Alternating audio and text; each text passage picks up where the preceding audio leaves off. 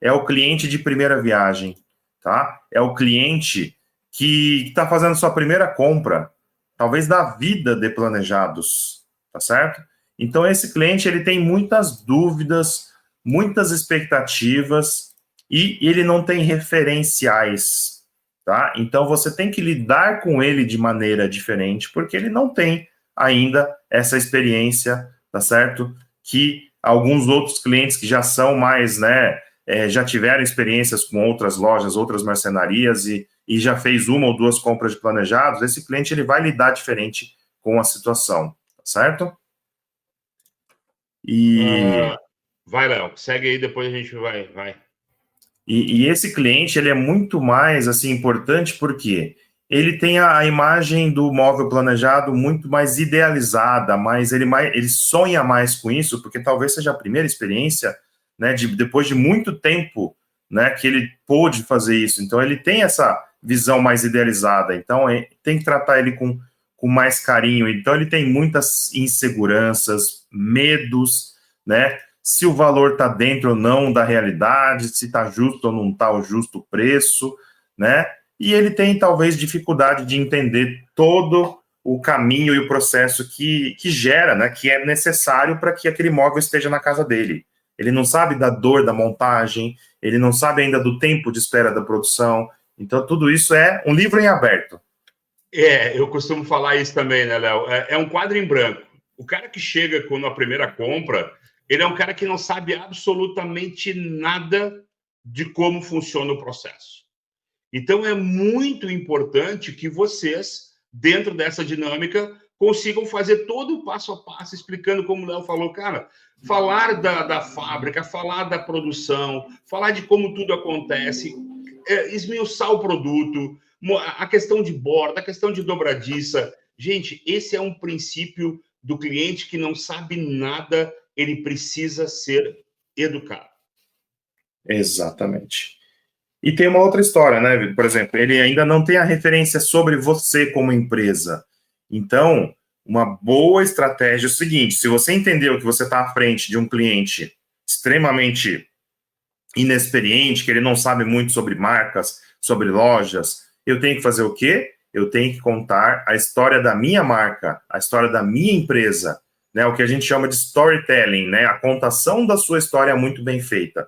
Então você vai falar do seu tempo de mercado, o que você já fez, o que você já não fez, qual que é a sua estrutura, por que você tem autoridade ou não para falar sobre isso. Então é um storytelling da empresa, tá? E o Isso é seu muito... também, né, Léo? E a tua Isso, experiência conta. Tu precisa, nesse momento, como o Léo falou, cara, tu tem que contar, mas tu tem que contar a tua. Vocês já pararam para pensar quantos projetos tu já fez na tua vida? Já parou para pensar quantos ambientes tu já entregou ao longo da tua jornada? Isso é experiência. E tu precisa passar isso porque tu vai gerar confiança e autoridade. exatamente, né? Porque se eu te perguntar, você gostaria de ser atendido por um cabeleireiro que tem 5 cortes na vida ou 500 cortes na vida?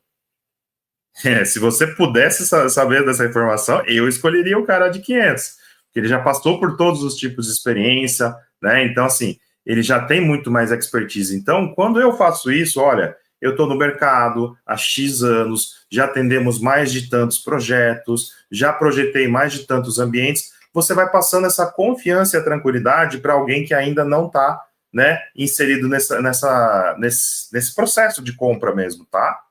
E aí a gente vai retomar um assunto que a gente sempre fala, mas é mais importante ainda quando a gente tem um cliente cru, como esse, um cliente mais, né, esse livro em aberto, essa página em branco aí que a gente tem.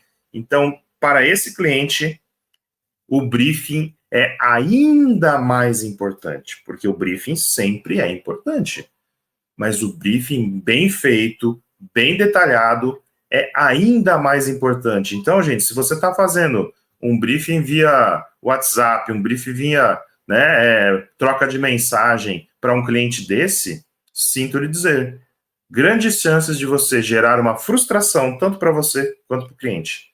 Você tem que estar na frente desse cliente. E dentro do que o Léo está colocando, para fazer um apanhado geral do que a gente está colocando para esse cliente que está chegando, muitos desses clientes vêm também via tráfego pago. Tu tem que qualificar esse lead. Cara, esse lead muitas vezes ele vem cru. Então, o que eu tenho que fazer? Eu tenho um primeiro processo de qualificação dele já dentro de um WhatsApp, ou dentro de um e-mail, ou dentro do direct do Instagram. Eu tenho que já começar a tirar dele informações para que ele consiga entender que nós somos a melhor opção de ele vir até a nossa loja. E esse apanhado geral dessa história que a gente comentou agora, o tal do storytelling, já tem que ser largado nesse momento. Ele tem que saber com quem que ele está conversando e ele tem que saber que nós queremos sim fazer o projeto dele, mas que nós precisamos de informação. Então, esse momento de qualificação desse cliente, ele obrigatoriamente tu tem que usar o briefing de maneira exemplar, da primeira à última pergunta. Se tu deixar isso com algum ponto não entendido e o cliente sabendo que ele precisa vir na loja, por quê?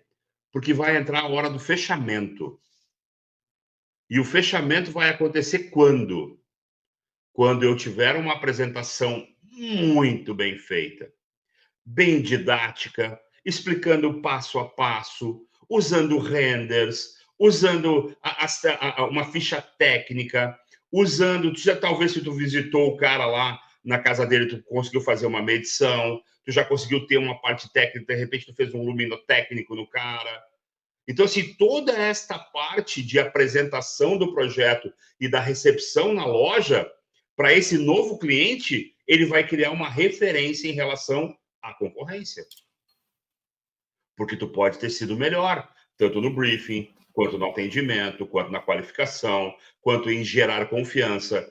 Então, vejam que tudo que a gente está falando aqui, se tu aplicar isso com um cliente novo, o que tu vai fazer com ele? Tu vai deixar ele muito mais próximo de ti e tu se torna a referência. Tu acaba sendo a referência dele de bom atendimento, de estar prestativo, porque ele não sabe comprar móvel planejado. Ele tem o sonho, o desejo e a vontade, mas ele não sabe comprar móvel planejado. Então, esse é o momento para quando eu vou fazer o fechamento dele, eu vou fazer um projeto encantador, eu vou fazer um atendimento, uma recepção encantadora, que a gente fala muito sobre isso, de como receber ele seja bem-vindo com uma tela, com um porta-retrato com o nome da pessoa, com um bolo, com alguma... Ou seja, tu fazer uma recepção bem feita para que esse cara de primeira viagem saiba que tu é a melhor referência. Porque quando ele for lá, naquele cara que não está estruturado, naquele cara que não tem um lugar para receber ele, que está recebendo ele no meio do pó, que está recebendo ele numa loja que não tem um atrativo, que não tem absolutamente nada, aí eu começo a ter valor naquilo que eu estou entregando. É isso aí. E você falou de concorrente, né? É muito importante para esse cliente mais inexperiente que você explique um pouco das diferenças do seu processo produtivo com relação à concorrência. Por quê? Se você é uma loja, é óbvio que você vai referenciar e valorizar o processo industrial de produção do seu fornecedor, porque ele tem vantagens, né, em relação a uma marcenaria, por exemplo.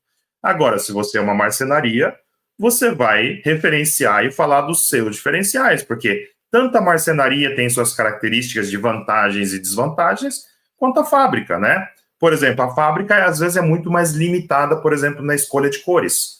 Né? Tem fábrica que não abre mão e não tem coringa, e ó, é o que temos, é a minha base aqui de 20 cores, 25 cores, e é isso. Então é muito mais difícil lidar com isso. Agora o marceneiro, às vezes, ele tem muito mais flexibilidade, né? De cores e tudo mais, e até mesmo de peças especiais e peças mais artesanais do que a indústria. Tem indústria que fala, ó, até aqui eu faço, até aqui eu já não faço. Desse jeito eu faço, desse jeito eu não faço. O marceneiro, se você pagar ele, ele faz do jeito que você quiser, ele dá o jeito artesanalmente de criar aquilo, entendeu? É redondo, quadrado, triangular, oval, o que você quiser você faz, entendeu?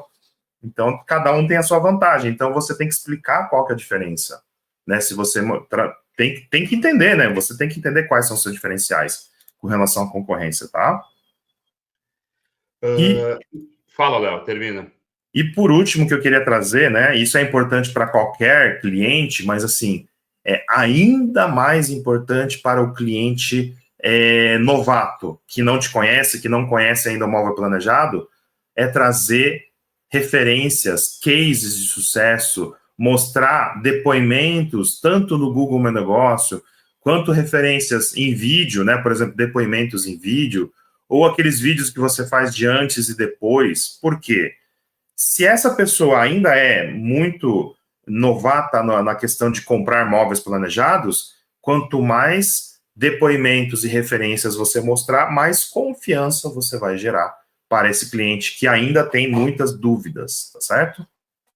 E nesse quesito, na hora do fechamento, né, essas comparações que vão acontecer, tu precisa, obviamente, reforçar para ele que tu tá ajudando ele a transformar o sonho dele. E que esse sonho, ele é sob medida para aquilo que tu entendeu do teu briefing. Então, tu tá com um cara que tu pode fazer todo esse processo de encantamento desde a primeira conversa com ele até a última. E aí tu vai para o fechamento. E aí é uma situação quase que natural. Se o cara conseguir entender que tu conseguiu fazer todo esse envolvimento, pode ter convicção de que esse negócio vai estar muito bem encaminhado. Se tu tem loja de imóveis planejados e sente que está travado, sem venda e sem caixa, marca agora a tua reunião estratégica gratuita comigo. Vamos conversar e alinhar os próximos passos para destravar a tua empresa.